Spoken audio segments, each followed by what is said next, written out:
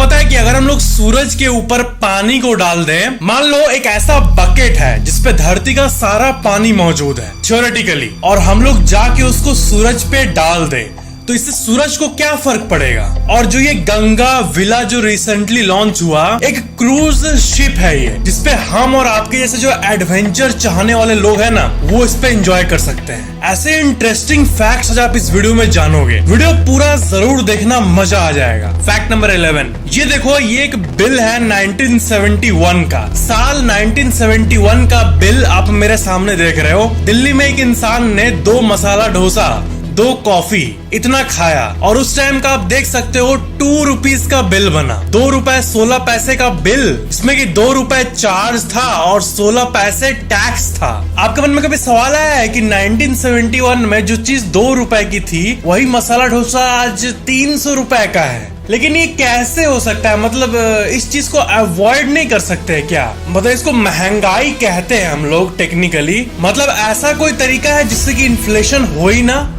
तो unfortunately inflation कभी भी पूरी तरह से रुक नहीं सकती है, सिर्फ कम ही हो सकती है। आपको पता है जापान जो देश है, यहाँ पे गवर्नमेंट आर्टिफिशियली इन्फ्लेशन को कंट्रोल रखती है। मतलब वहां पे चीजों की दाम नहीं बढ़ी है। वहां की गवर्नमेंट कॉन्शियसली ये इसलिए कर रही है क्योंकि वहां का मेजर पॉपुलेशन बूढ़ा है एंड वो काम कर नहीं सकते हैं, इसलिए वहां के इकोनॉमी को ऐसा रखा गया है ताकि इन्फ्लेशन ना बढ़े। हम लोग इंडिया अभी यंग कंट्री है, ये तो ठीक है, लेकिन बहुत लोग इस बात पे ध्यान नहीं देते हैं। ध्यान से सुनो आप, हम लोग अभी के टाइम पे यंग हैं, लेकिन अभी का जो इतना सारा यंग पॉपुलेशन है, वो एक टाइम पे बूढ़ा भी तो हो जाएगा। मतलब अभी जो हम लोग इतना यंग है, बाद में जाके ऐसा होगा कि हम लोग भी तो कभी 40, 50, 60 के होंगे, आप भी तो होगे। तो अभी का यंग पॉपुलेशन तो ओल्ड भी तो होगा। तब शायद गवर्नमेंट को इन्फ्लेशन को कंट्रोल करना पड़े, क्योंकि तब देश का ज्यादातर हिस्सा या फिर अच्छा खासा हिस्सा सीनियर सिटीजन होगा। आज से 30-40 साल बाद जब मैं बूढ़े हो गए, क्या आपको पता है बोल रहा हूँ, फैक्ट वीडियो बना रहा हूँ। फैक्ट नंबर 10, आपको मैं एक बहुत ही यूजफुल सा जानकारी बता रहा हूँ। क्या है कि कभी भी आपके साथ बैंक फ्रॉड हो, मतलब ऐसा तो होना नहीं चाहिए, लेकिन कभी भी आपको मैसेज आया कि आपके बैंक से पैसा कटा और आपको पता है कि ये मैंने नहीं किया, मेरे परिवार वालों ने नहीं किया है, शायद कुछ गलत हुआ है, तो ऐसा होने पे ना आपको उसी दिन रिपोर्ट कर देना चाहिए या फिर अगले दिन जाके सुबह रिपोर्ट कर देना चाहिए। ऐसा कई बार हुआ है कि 200-300 रुपए कट गए हैं, लेकिन कस्टमर ने ध्यान नहीं दिया है कि ठीक है 100 रुपए कटे, बाद में देख लेंगे किस लिए कटा, या फिर 20 रुपए कटे हैं, ध्यान नहीं देते छोटे अमाउंट पे, और अगले दिन ही बड़ा अमाउंट कट जाता है। तो हर छोटे से छोटे बैंक ट्रांजैक्शन को भी ट्रैक करना चाहिए आपको। बैंक अकाउंट है आपका, आपका पैसा कोई मजाक थोड़ी है। और सबसे इंपॉर्टेंट बात यहाँ पे, आरबीआई का ऑफिशियल गाइडलाइन ये कहता है कि अगर आप ट्रांजैक्शन, आपके साथ कुछ फ्रॉड हुआ और आप 3 दिन के अंदर रिपोर्ट कर दिए ना बैंक को, तो आपकी लायबिलिटी नहीं बनती है।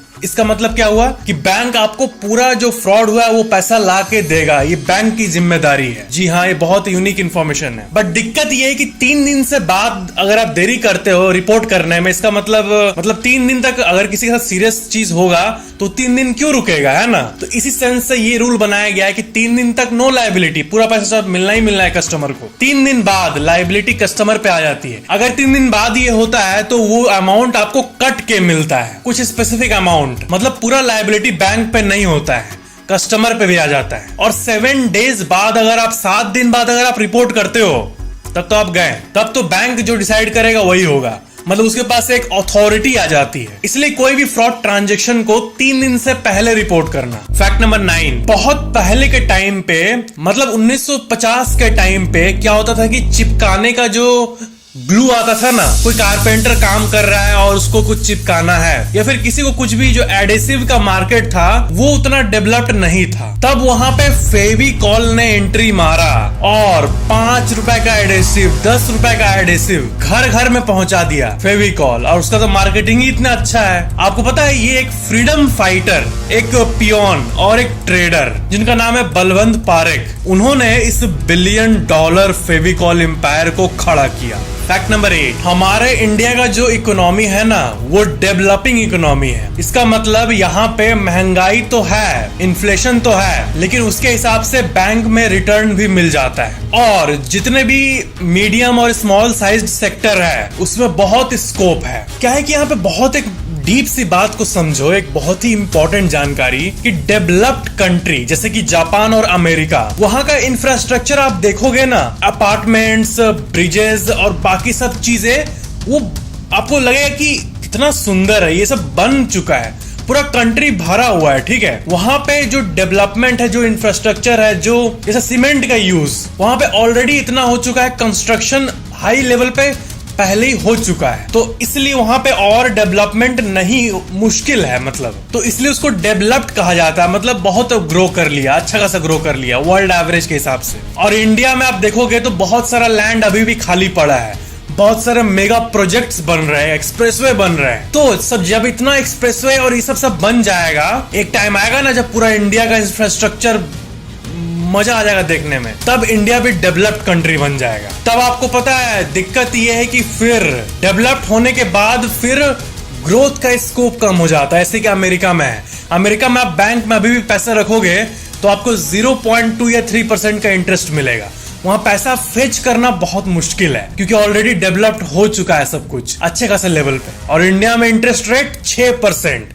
आप अभी 1 लाख रुपए बैंक में रखोगे, अगले साल 1,06,000 बन जाएगा बिना कुछ किए। बैंक को कॉन्फिडेंस है कि ये देश उतना उसको दे देगा कि आपको 6,000 देने के बाद भी बैंक का प्रॉफिट बच जाएगा। तो इसी कॉन्टेक्स्ट में मैं आपको ये जानकारी बताना चाह रहा हूँ कि इंडिया का जो महिंद्रा कंपनी है, वही फेमस महिंद्रा, वो साउथ अफ्रीका में भी नंबर 1 कार कंपनी के तौर पे आई है। इन आर्टिकल्स को देखो, साउथ अफ्रीका में साल 2022 में इंडिया की Mahindra fastest growing car brand के तौर पे उभरी है। फैक्ट नंबर 7, क्रिस्टीन जैक्सन ली 21 साल की एक लड़की, इसके साथ एक ऐसी चीज हुई जो हम लोग सब चाहते हैं कि हमारे साथ हो, लेकिन आपको जान लेना चाहिए क्योंकि ये खतरनाक भी हो सकता है। क्या है कि इसको अचानक से दिखा कि मेरे बैंक में क्रेडिट्स हो रहे हैं। इसके बैंक में एक बार 2.5 लाख रुपए ऑटोमेटिकली आ गए, फिर 50,000 आ गया, फिर 1 लाख आ गया, फिर 10 लाख आ गया।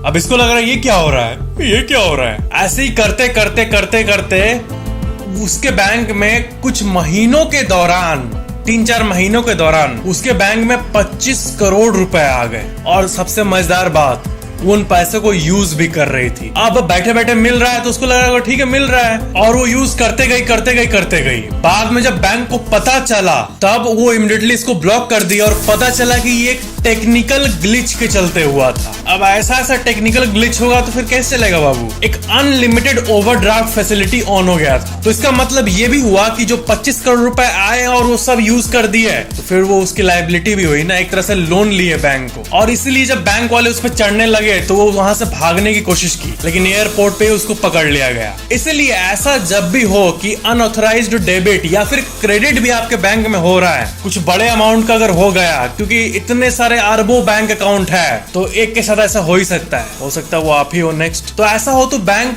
को रिपोर्ट करो, ये नहीं कि पैसा आने पे यूज कर दो। रिसेंटली, ये तो ऑस्ट्रेलिया की बात हो गई, सिडनी की बात, रिसेंटली चेन्नई में एक्सीडेंटली एचडीएफसी बैंक में बहुत सारे कस्टमर को करोड़ रुपए क्रेडिट हो गए थे अपने, और लोग उसको विड्रॉ करके यूज भी कर रहे थे। नहीं बाबा, ऐसा नहीं करना चाहिए। कोई भी मतलब यूज करके उसको बोल दे कि मैंने खर्चा कर दिया है, तो लेकिन लॉ इस तरह नहीं दिखेगा ना आपको, आपके ऊपर लायबिलिटी आ जाएगा। थोड़ी वो पैसा आप कमाए हो, और कोई भी कितना भी स्मार्ट बनने की कोशिश करे, जो बैंक्स का नेटवर्क है, जो गवर्नमेंट है और जो लॉ इन्फोर्समेंट एजेंसीज हैं, उनको आप आउटस्मार्ट नहीं कर पाओगे। लेकिन इन मामलों में ये देखा गया है कि कोर्ट भी इंस्टेंट सजा नहीं देता है कस्टमर को, क्योंकि ये बैंक के गलती से हुआ है ना, बैंक में दिक्कत थी, बैंक का एरर था, तो टेक्निकल कंप्यूटर में गलती बैंक का है। फैक्ट नंबर 6, साल 2018 में दिल्ली डेयरडेविल्स और राजस्थान रॉयल्स, इन दोनों के बीच में आईपीएल मैच चल रहा था। उसमें फैंस ने मैच से भी ज्यादा एक यूनिक सी मार्केटिंग स्ट्रेटेजी को नोटिस किया, एयरटेल का। उस 2018 के मैच में ये हुआ था कि एयरटेल ने जगह जगह पे बहुत सारे सीट्स को बुक करके, मतलब नॉर्मल वे से ही सीट को बुकिंग करा के, और एक शर्ट लगा दिया था और उस पे ये लिखा हुआ था, मैं यहाँ नहीं आ सका लेकिन एयरटेल 4G पे मैं मैच को एंजॉय कर रहा हूँ। ये इसकी मार्केटिंग ट्रिक, मतलब डायरेक्ट एड्स पे खर्चा ना करके जगह जगह सीट्स ही बुक कर लिया, ताकि कैमरा कहीं भी अगर दिखाए तो वो तो दिखेगा ही हर लोग को। और लोग नोटिस भी कर रहे थे कि मेरे बगल वाला सीट खाली है, लेकिन इसको तो एयरटेल ने बुक किया हुआ है। एक गजब सी मार्केटिंग स्ट्रेटेजी। लोग ऐसे ट्वीट्स पोस्ट कर रहे थे कि गुड वन एयरटेल, अच्छा था ये। फैक्ट नंबर 5, क्या आपको पता है कि जो तेल, जो पेट्रोल, जी हाँ वही चीज जिसकी महंगाई पे बात होते रहती है हमेशा, वो निकलता है क्रूड ऑयल से। मतलब जो रॉ मटेरियल, जो रॉ माल निकलता है धरती के अंदर से, उसमें ना 3-4 चीजें होती है, जैसे कि डीजल, पेट्रोल, जेट ऑयल और बहुत सारे और भी तरह के ऑयल उसमें मिक्स्ड रहते हैं। मतलब धरती के अंदर जो मौजूद है, इतने खच अंदर होगा बहुत सारा कुछ, तो लिक्विड फॉर्म में बहुत सारे एलिमेंट्स निकलते हैं। अब उसमें से अलग किया जाता है पेट्रोल को, डीजल को, जेट ऑयल को और बाकी चीजों को, और यही चीज रिफाइनरीज में होता है। और ये रिफाइनरीज को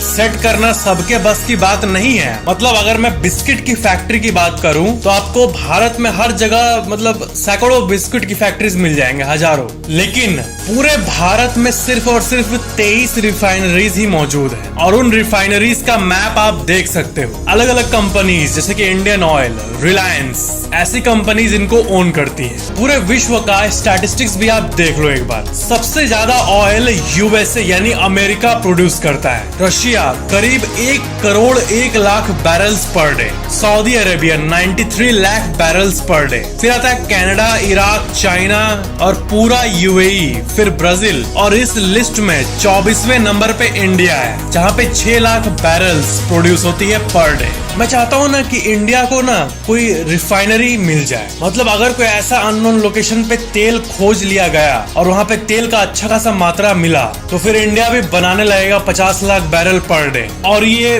जो कहाँ पे तेल मौजूद है, ये तो प्योर लक है, धरती पे कहाँ, अब अरब जैसे इसी के लिए जाना जाता है। फैक्ट नंबर 4, टेक्नोलॉजी कितने तेज रफ्तार से बढ़ रही है ये तो आपको पता ही होगा। आपको पता है अब सेल्फ हीलिंग कंक्रीट आ गया है। कुछ सालों बाद आपको ऐसे कंक्रीट से बना घर दिखेगा जो कि सेल्फ हील कर लेगा। मतलब दीवार पे क्रैक्स आ जाने के बाद वो कंक्रीट अपने आप को सेल्फ हील करके भर लेगा। इसको कहते हैं सेल्फ हीलिंग कंक्रीट, और इसका विकिपीडिया स्निपेट आप देख सकते हो। कोरियन रिसर्च साइंटिस्ट ने तो सेल्फ हीलिंग मोबाइल फोन का स्क्रीन भी बना दिया है। इसके लेकिन बहुत जरूरत है ना। मोबाइल अगर आपका गिर के टूट गया तो वो भी अपने आप को सेल्फ हील कर लेगा। और एक टेक्नोलॉजी है सेल्फ हीलिंग क्लोथ्स। अगर कपड़ा फट गया तो वो भी अपने आप को सेल्फ हील कर लेगा। फैक्ट नंबर 3, आपको पता है वॉलमार्ट जो कंपनी है, इसके अंदर जो ट्रक ड्राइवर्स हैं, पहले इन आर्टिकल्स को देखो, इसमें ये बताया गया है कि ट्रक ड्राइवर्स की कमी आ गई है वॉलमार्ट में। और अगर आप सैलरी के बारे में सर्च करोगे तो आपको ये पता चलेगा कि वॉलमार्ट में ट्रक ड्राइवर्स का जो एवरेज एनुअल सैलरी है वो है करीब $90,000, यानी करीब 70 लाख रुपए साल का, यानी 6 लाख रुपए महीने वॉलमार्ट देता है अपने ट्रक ड्राइवर्स को। और उनको कमी इसलिए हो रही है क्योंकि उनको प्रोफेशनल ट्रक ड्राइवर्स चाहिए। क्योंकि अगर उनका जो सामान है वो सही टाइम पे ना पहुंचे स्टोर्स में तो उनका पूरा रिटेल चेन डिस्टर्ब हो सकता है। और ट्रक ड्राइवर्स की कमी होने के चलते उन्होंने सैलरी हाइक किया था, जो कि बहुत अमेजिंग बात है। मतलब 6 लाख रुपए महीने। फैक्ट नंबर 2, क्या आपको पता है कि जो गंगा विला क्रूज लॉन्च हुआ था वो एडवेंचर पसंद करने वाले लोगों के लिए है। और इसका अगर आप रूट मैप देखोगे तो ये इतने जगहों से पार करा के आपको घुमाएगा और बिल्कुल एक फिल्मी एक्सपीरियंस देगा। बहुत कुछ जानना चाहता है कि इसका बुकिंग टिकट प्राइस कितना है। इसकी प्राइस की बात करें तो वो 25,000 से लेके 50,000 रुपए एक पर्सन का है। मतलब अगर आप 4 की फैमिली लेके जा रहे हो तो करीब 1-1.5 लाख का टिकट पड़ ही जाएगा आपको। और सबसे अमेजिंग बात, ये कई महीनों तक प्री बुक्ड है, पहले से ही है, लाइन लगा हुआ है। फैक्ट नंबर 1, क्या होगा अगर हम लोग धरती का सारा वाटर, जो पूरा समुद्र का पानी है, उसको मान लो एक आर्टिफिशियल बकेट, बहुत बड़ा बकेट, उसमें पूरा डाल कर फिर हम लोग जाके सूरज पे डाल दिए। आपको पता है सूरज आपके तरफ देखेगा भी नहीं, क्योंकि उसको कोई फर्क नहीं पड़ता। धरती का सारा पानी अगर सूरज पे डाल भी दें तो सूरज आपको उल्टा थैंक्स बोलेगा। सूरज जो है वो नॉर्मल जैसे आग जलता है धरती पे ऑक्सीजन की मदद से और आप उस पे पानी डाल तो बुझ जाता है, वैसा नहीं है क्योंकि स्पेस में तो हवा नहीं है। तो सन में न्यूक्लियर फ्यूजन के चलते एनर्जी प्रोड्यूस होती है। सन को ऑक्सीजन नहीं चाहिए, स्पेस में है ही नहीं, उसको हाइड्रोजन चाहिए, वो उसका फ्यूल है। और पानी क्या है? ऑक्सीजन और हाइड्रोजन। तो आप उसको अगर पानी डालोगे तो उसको additional supply of hydrogen atoms मिल जाएगा, तो उससे उसका तेज और बढ़ेगा, ना कि कम होगा। और वैसे भी पूरे सोलर सिस्टम का 98% सूरज, मतलब अगर आप साइज देखोगे एक्चुअल में स्केल के रूप में, तो धरती क्या है सूरज के सामने? लाखों धरतियां समा जाएगी। तो इसलिए सूरज को बुझाना इम्पॉसिबल है। तो नॉर्मल सी बात है। लेकिन अगर सारे पानी, हम लोग को लगता है समुद्र में इतना पानी है, धरती में इतना पानी है, कुछ तो इफेक्ट पड़ेगा सूरज को, लेकिन सूरज को 0.00001% भी फर्क नहीं पड़ेगा। सूरज तो देखेगा ही नहीं आपके तरफ। तो ये थे आज के फैक्ट्स। वीडियो को लाइक जरूर करना और नीचे कमेंट जरूर करना कि वीडियो कैसा लगा, और चैनल को सब्सक्राइब करके बेल आइकन पे क्लिक करके ऑल पे जरूर क्लिक कर लेना ताकि नई वीडियो आपको सबसे पहले मिल जाए। स्क्रीन पे और भी बहुत सारे अमेजिंग वीडियोस है, आप इन्हें भी देख सकते हो। Thank you so much for watching this video.